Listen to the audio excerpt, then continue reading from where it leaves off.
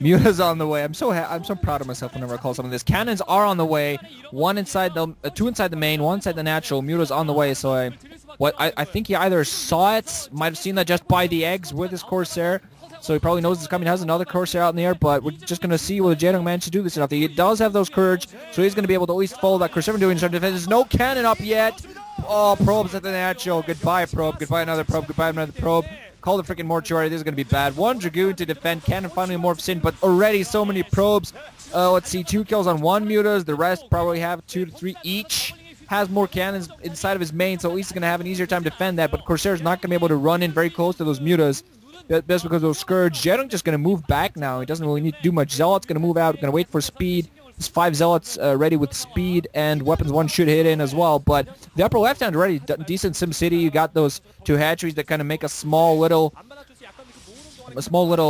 length of road for you to walk into, right into a sunken colony. So a lot of danger. Going to lose 1 single Zealot because it was splitting in between. But going for that Zealot timing attack, pretty bad, especially when you got Mutas facing off. You can just manage to pick you up. He doesn't have speed. Speed hits off just now, but I think he's still going to lose an additional Zealot here. So Cal just blunder after blunder, going to send 2 at the upper left. I think that's going to be stopped by a single sunken colony. Going to lose this 3rd Zealot as well, and Jaedong is so far ahead, he's just going to be able to pop Hydras at full and just attack Cal's natural expansion, just take it out. Cal, meanwhile, going to be adding in a bunch of gateways to try to pump out an army that can engage the Hydralisk push that's probably going to be coming in fairly soon. You know, I just want to note, I mean, this game is very close to in the bag already for Jaedong. He is just, you called it, astronomical lead right now, throwing out, what is that, the 6th hatchery?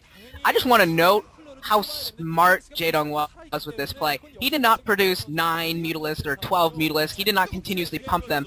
He produced, I'm pretty sure that he calculated this out perfectly. He produced the exact number of Mutalisks so that way he can pick off probes with 1 single swoop. And he went in there, picked off 5 or 6 probes, which is just so smart. Produced those pair of Scourge just to make it so that way he would have the time to use those as much as possible. That is such a smart move, and he follows it up with just standard Hydros play. So it wasn't a huge investment that you normally would see from a lot of maybe lesser Zerg players. Would just maybe spawn a bunch of Mutas, spawn 9 Mutas, maybe even reinforce with a few more. But Jaedong doesn't do that. That was a genius move by Jaedong.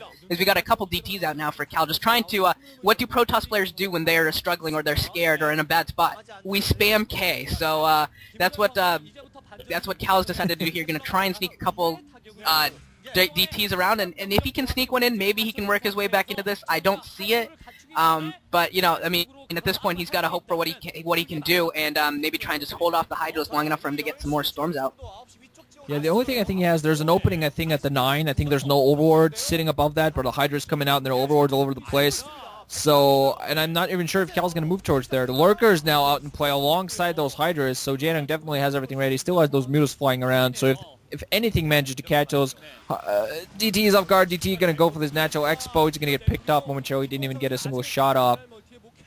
Meanwhile, the other DT is going to go with the upper left-hand. I think there's a second colony, I believe, Overlord's there as well, so it's going to have himself doing nothing. Overlord speed ready. Did pick off a single drone, but getting two DTs picked up. Second drone, 3 drones, at least 3 drones, but still 2 DTs for 3 drones. And with the amount of economic damage that has been done to him, not really sure if that's good enough for him.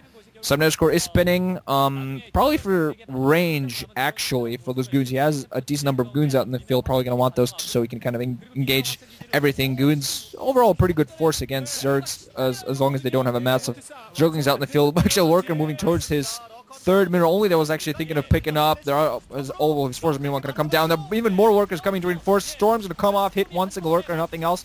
I think he actually used even a 2nd Storm up on that. I'm not quite sure. I think I was wrong, but he's just going to start the contain here. So Jaedong's just going to allow himself to expand, get a huge army up, get this contain going, and Cal's going to find himself pretty bad position here.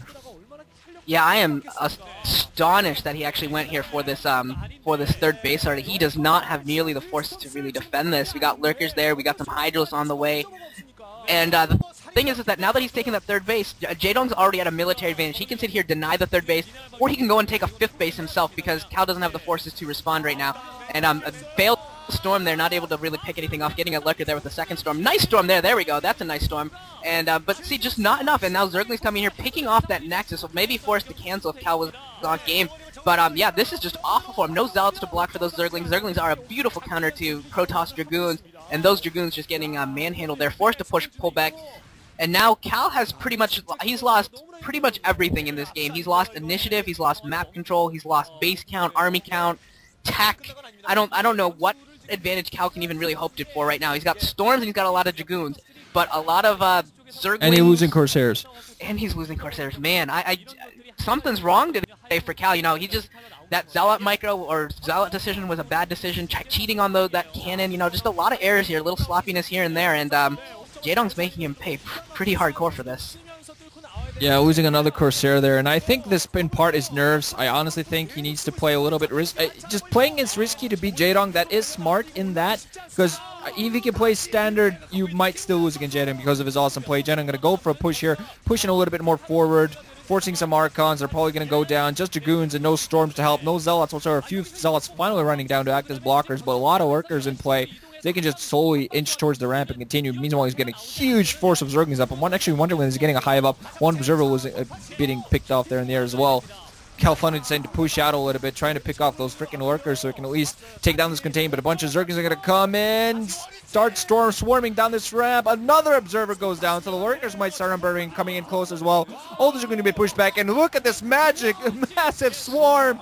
Freaking It's a mini Sauron! Oh, sweet Jesus, there's Zerglings running in all over the place.